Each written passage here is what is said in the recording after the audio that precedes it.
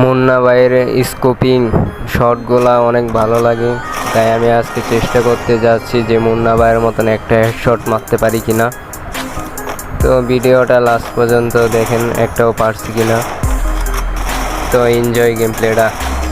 আর আমার game play কেমন লাগে আপনাদের কাছে ওইটা একটু জানিয়ে যান কমেন্ট বক্সে।